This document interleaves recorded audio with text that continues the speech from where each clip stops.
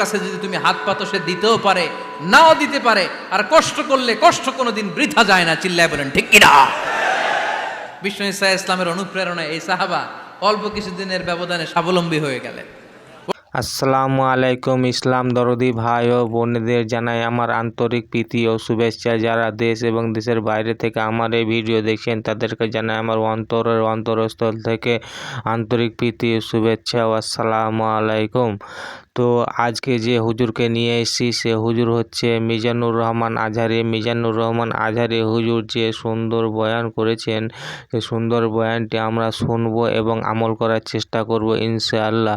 তো চলুন আর বেশি কথা না বাড়িয়ে আমরা সেই মিজানুর রহমান আজহারির হুজুরের কাছ থেকে আমরা শুনে নেব বিশেষ কিছু মূল্যবান ওয়াজ, এবং সেই ওয়াজকে আমরা মানার চেষ্টা করব ইনশাআল্লাহ। তো চলুন শুনে নিই সেই মিজানুর রহমান আজহারির বয়ান। চিল্লায় বলেন কয়টা? এক হচ্ছে একটা জামা, দুই হচ্ছে পানি খাওয়ার একটা জগ। বিষ্ণু বললেন এই দুইটাই নিয়ে আস। বিশ্বনবীর কথা শুনে ওই সাহাবী ঘর থেকে জামা নিয়ে আসলেন, পানি খাওয়ার জগ নিয়ে আসলেন। বিশ্বনবী সাল্লাল্লাহু আলাইহি ওয়াসাল্লাম ওনার মোবারক হাত দিয়ে এক হাতে জামা ধরে আরেক হাতে পানির জগটা ধরে সাহাবীদের দিকে উদ্দেশ্য করে বললেন, মাইয়াশতারি হাদাইন, এই দুইটা জিনিস কেনার মতো কে কে আছে দেখি? কয়েকজন হাত তুললো। বিশ্বনবী বললেন কত দিয়ে কিনবা? এক সাহাবী বলে ইন্নী আশতারিহিমা বিদিরহাম, ও নবী যদিও এগুলো আমার দরকার নাই, কিন্তু আপনি যেহেতু নিলামে ডাক তুলেছেন, ইয়া রাসূলুল্লাহ ইয়া হাবিবাল্লাহ, আপনার সম্মানে আমি 1 দিরহাম দিয়ে দুইটা জিনিস কিনে নেব। 1 দিরহাম, একটা জামা, একটা পানি খাওয়ার জগ, দাম কত? 1 দিরহাম। বিশ্বনবী বললেন না না, 1 দিরহাম তো অনেক কম হয়ে যায়, মাইয়াজিদু আলা যালিক, এর চেয়ে বেশি দামে কে কিনবা? আরেক সাহাবী হাত তুলে বলতে লাগলো, ইয়া রাসূলুল্লাহ ইয়া হাবিবাল্লাহ ওয়া ইন্নী আশতারিহিমা বিদিরহামাইন, আমি এই জামাটার পানি খাওয়ার জগটা 1 দিরহাম নয় 2 দিরহামের বিনিময়ে কিনতে চাই। বিষ্ণু ঈসা ইসলাম ওই সাহাবাকে দিয়ে দিলেন। দিয়ে 2 দিরহাম নিয়ে যে লোকটা ভিক্ষা করতে এসেছিল তার হাতে 2 দিরহাম দিয়ে বললেন, যাও 1 দিরহাম দিয়ে ঘরে খাবার কিনে দিয়ে আসো, আরেক দিরহাম দিয়ে একটা কুঠার কিনে নিয়ে আসো। শুনতেছেন? কি কিনে নিয়ে আসো? কুঠার দিয়ে কি করে? গাছ কাটে। ওই সাহাবী কুঠার কিনে নিয়ে আসার পরে বিশ্বনবী নিজ হাতে কুঠারের মধ্যে একটা কাঠের হাতল লাগাই দিলেন। আল্লাহু আকবার! হাতল ছাড়া কুঠার ইউজ করা যাবে? বিশ্বনবী নিজ হাতে ওই কুঠারের ভেতরে একটা হাতল লাগাই দিলেন আর বললেন, লা উরিদু আন আরাকা 15 আইয়াম, এই কুঠার নিয়ে জঙ্গলে যাও, গায়ে অনেক শক্তি আছে, কাঠ কাটো, এই কাঠ কেটে বাজারে বিক্রি করো, সামনের 15 দিন যেন আমি আমার চোখের সামনে তোমার না দেখি।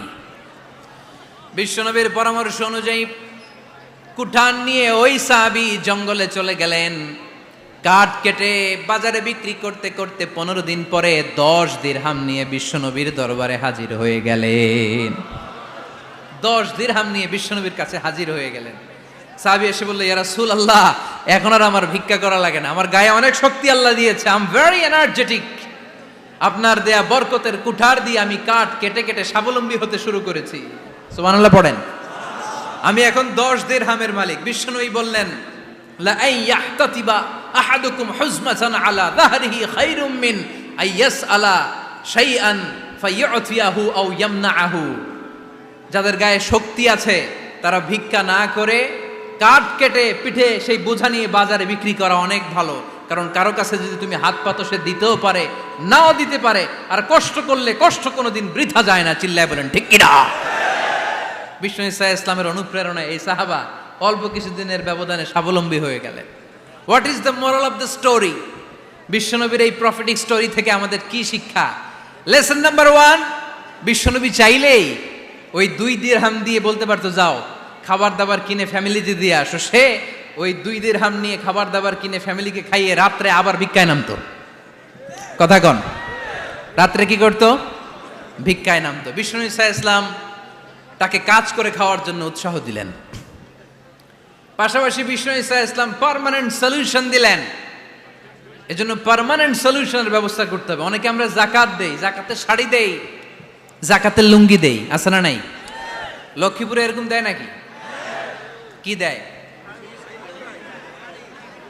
হ্যাঁ, গাড়ি গাড়ি দেয়, শাড়ি না। জাকাতের শাড়ি, জাকাতের লুঙ্গি বলতে কোনো কথা ইসলামে নাই। এগুলো খুব কম দামি শাড়ি, যাদেরকে এগুলো দেয়া হয় তাদেরকে অপমান করা হয়, ঠিক কিনা? আল্লাহ বলেছেন ওয়ালাকাদ কাররামনা বানি আদম, I have dignified the status of the sons of Adam. আমি আদমের সব সন্তানদেরকে সম্মানিত করেছি। সুবহানাল্লাহ পড়েন। আপনাদের চেয়ে সম্মানিত কেউ আছে? মানুষের চেয়ে সম্মানিত গোটা বিশ্বে আর কোনো মাখলুকাত আছে? নাই।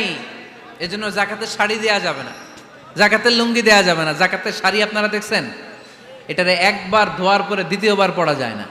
মশারি কি পাতলা, এর চেয়েও পাতলা। এই জন্য জাকাতের শাড়ি, জাকাতের লুঙ্গি বলতে ইসলামে কোনো পরিভাষা নাই। আপনাকে স্বাবলম্বী করে দেওয়ার চেষ্টা করতে হবে। যারা লক্ষ্মীপুর জেলায় বিজনেস ম্যাগনেট আছেন, তারা একসাথে হয়ে একটা স্ট্রং জাকাত ম্যানেজমেন্ট প্ল্যাটফর্ম করতে পারেন, যেখান থেকে আপনারা বিভিন্ন থানায়, বিভিন্ন গ্রামে বাছাই করে করে কিছু ভাইদেরকে জাকাত দিতে পারেন স্বাবলম্বী করার উদ্দেশ্যে। যেই ফ্যামিলিকে আছে, কি নাম এটার? পল্লী উন্নয়ন ক্লাব। মাশাআল্লাহ, জাকাত ফান্ড দিয়ে বিদেশে লোক পাঠায়। এর চেয়ে সুন্দর পদ্ধতিতে জাকাত বিতরণ আর হতে পারে? যেই লোকটাকে, যেই ছেলেটাকে বিদেশে পাঠানো হয়েছে, ওই ফ্যামিলিটা আর কোনোদিন জাকাতের শাড়ি নেওয়ার জন্য লাইনে দাঁড়াবে? যেই ছেলেটাকে ওনারা অস্ট্রেলিয়ান গাভী কিনে দিছে, দুধ বিক্রি করে যেই ফ্যামিলিটা স্বাবলম্বী হতে শুরু করেছে, তারা আর কোনোদিন জাকাতের লাইনে যেয়ে দাঁড়াবে না। এজন্য জাকাত দিতে হবে স্বাবলম্বী করার জন্য। ইসলাম আমাদেরকে এটাই শিখিয়েছে, কাজ করে খেতে হবে। কাজে লজ্জা নেই, লজ্জা হচ্ছে অলসতায়। লজ্জা কিসে? আজকের আলোচনা থেকে এটা মুখস্থ করে নিতে হবে, কাজে লজ্জা নেই। লক্ষ্মীপুরের ইয়াংস্টারেরা শ্রমে লজ্জা নেই, পরিশ্রমে লজ্জা নেই, লজ্জা অলসতায়। লজ্জা কিসে? আরো জোরে। নবীরা কি এমনি এমনি বসে বসে খাইছে? কঠিন পরিস্থিতিতেও নবীরা পরিশ্রম করে উপার্জন করা লেগেছে, ঠিক কিনা?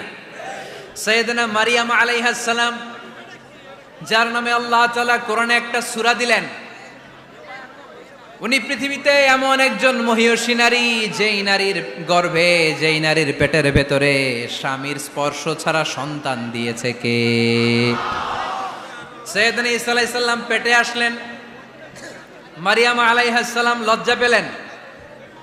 হায় হায়, কেমন করে এলাকাবাসীদের কাছে আমি আমার মুখ দেখাবো? বিয়ে করি নাই, স্বামী নাই, বিয়ে হয় নাই, স্বামী নাই, কিন্তু পেটে সন্তান চলে এসেছে। হায় হায়, এলাকায় কেমনে মুখ দেখাবো?